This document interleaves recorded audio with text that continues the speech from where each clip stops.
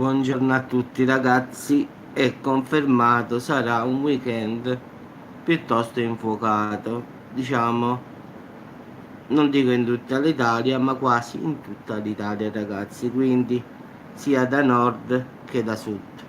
In effetti questo anticiclone africano scenderà da nord a sud e porterà un sensibile, anzi moltissimo aumento delle temperature, in maggior misura rispetto ai giorni che sono passati, ragazzi. Nelle località di montagna tale fastidio sarà assente, così come nelle località costiere a causa della brezza pomeridiana. Invece nei centri più al centro dove non ci sono montagne e non ci sta il mare, ci saranno temperature davvero elevate.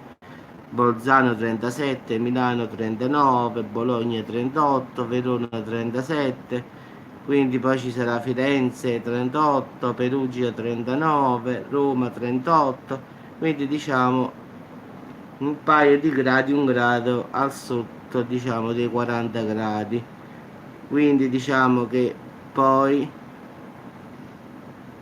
ci saranno anche dei temporali che potranno interessare sempre il Trentino Alto Adige al confine con l'Austria. In effetti ci potranno essere forti grandinate e violente improvvise raffiche di vento, ma questo riguarda diciamo il confine del Trentino Alto Adige con l'Austria, quindi non è per noi.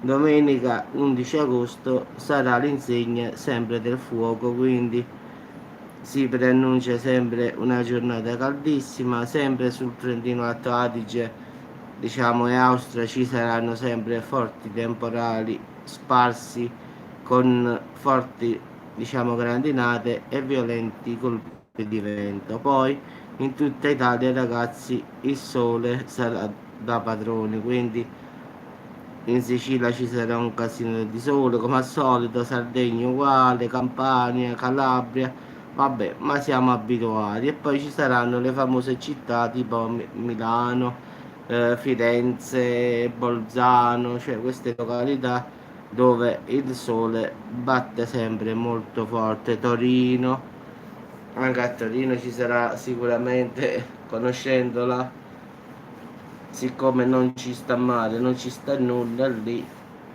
quando in estate ci sono stato per lavoro fa davvero caldo ragazzi, quindi diciamo che il Piemonte, Torino città fa paura ragazzi, ma anche un po' in periferia è peggio ancora, quindi l'ho girato tutto il Piemonte, quindi in estate posso garantirvi che fa paura, come pure Milano. A Milano non esiste proprio estate di questi tempi, a tipo dove sta il Duomo, da quelle parti là non esiste proprio. Quindi ragazzi ci sarà quest'altra diciamo settimana all'insegna del fuoco, sperando che la prossima settimana cambi qualche cosa e finalmente forse incominciamo a respirare. Avevano detto che ci sarebbe stata una rottura d'estate e speriamo che rompa al più presto ragazzi, perché davvero qua già stamattina alle 9 che ora sono già non si può stare, quindi speriamo bene. Ciao a tutti ragazzi e ci aggiorniamo.